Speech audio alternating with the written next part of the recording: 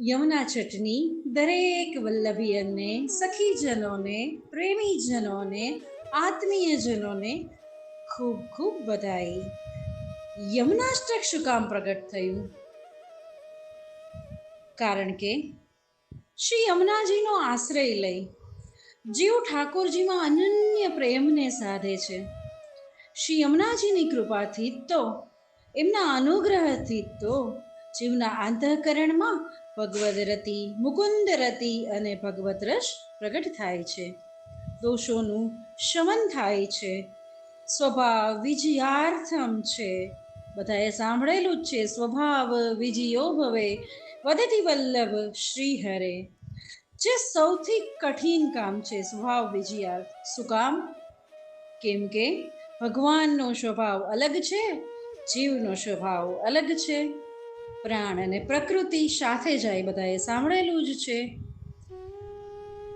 પરંતુ શ્રી યમુનાજી લૌકિક સ્વભાવનું મર્દન કરી હૃદય શ્રી ઠાકોરજી લાયક બનાવી તનુ નવત્વમે તાવતા, અર્થાત તનુ નવત્વ દેહ આપી હૃદયમાં શ્રી ઠાકોરજીને પધરાવે છે. જીવની લાયકાત નથી, જીવનો દેહ નથી એવો કે પ્રભુ લાયક હોય, જીવનું હૃદય નથી એવું પ્રભુ લાયક. આ કૃપા માત્ર ને માત્ર કરુણામયી શ્રી યમુનાજી જ કરી શકે. બ્રહ્મ સંબંધ જબ હોત યા જીવ કો, તબ હી ઇનકી બુઝાવામ ફરકે. કેટલા રાજી થાય છે જ્યારે એક જીવને બ્રહ્મ સંબંધ થાય છે કે મારો જીવ ઠાકોરજીના ચરણ ક્ષણમાં આવ્યો. દોર કર શોર કર જાય પિયુષો કહે. શ્રી યમુનાજી એવું સિદ્ધ કરી આપે છે ને સખીજનો, કે જીવ પ્રભુ સન્મુખ જાય તો પ્રભુ આનંદિત થઈ જાય. હવે મુખ્ય ઉદ્દેશ શું છે? આ બધા ઉદ્દેશ તો શ્રી યમુનાજીની કૃપામાં છે જ, પરંતુ મુખ્ય ઉદ્દેશ શું છે? અધિકારસ્ય સિદ્ધ્યર્થમ યમુનાષ્ટકમ ઉદ્યગો, અર્થાત આ ભક્તિ માર્ગમાં જીવનો અધિકાર થાય, ભગવદ ભજનમાં જીવનો અધિકાર સિદ્ધ કરવા યમુનાષ્ટક રચાયું.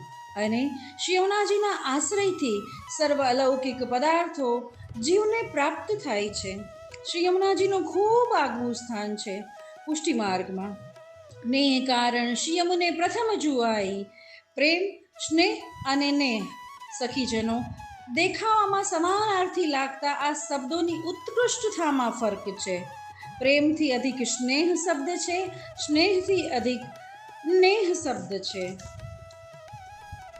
યમુના છઠ શું કામ મનાવાય છે? તો કે મર્યાદામાં પણ કહે છે કે ચૈત્ર માસ શુક્લ પક્ષની છઠ. યમુનાજી વ્રજમંડલ આરાધ્યા છે. વ્રજમાં શ્રી યમુનાજીના 24 ઘાટ છે, ખાસ ઠકરાણી ઘાટ અને વિશ્રામ ઘાટ. પુષ્ટિ માર્ગમાં ખૂબ સુંદર આરતી થાય છે. અને ભાઈ બીજના દિવસે યમુના સ્નાન કરવાથી અકાલ મૃત્યુથી બચી જવાય છે, કેમ કે શ્રી યમુનાજીએ એમના ભાઈ યમરાજા પાસે વરદાન માગેલું છે એવું પણ કહેવામાં આવે છે. અને એક સુંદર વાત કે ભલે વ્રજમાંથી શ્રીજી બાબા મેવાડ પધારી ગયા હોય, પણ આજ સુધી અત્યારે પણ નાથ દ્વારામાં શ્રીજી બાબાની સેવામાં શ્રી યમુનાજીનું જલ વ્રજમાંથી પધારે છે અને સુંદર સેવાઓ શ્રીનાથજી બાબા અંગીકાર કરે છે શ્રી યમુનાજીના જલથી. એવા કરુણામયી શ્રી યમુનાજીના ગુણગાન ક્યાં સુધી ગાઈએ? તો કાલે યમુના છઠની દરેક સખીજનોને, વૈષ્ણવજનોને, ભગવદીઓને ફરીથી અનેક બધાઈ ખૂબ અધિક યમુનાષ્ટક ખૂબ પ્રેમ રાખીને કરીએ, ખૂબ પ્રેમથી કરીએ. અને શ્રી યમુનાજી તનુ નવત્વ મેં તાવતા. શ્રી ગોવર્ધન નાથ કી જય.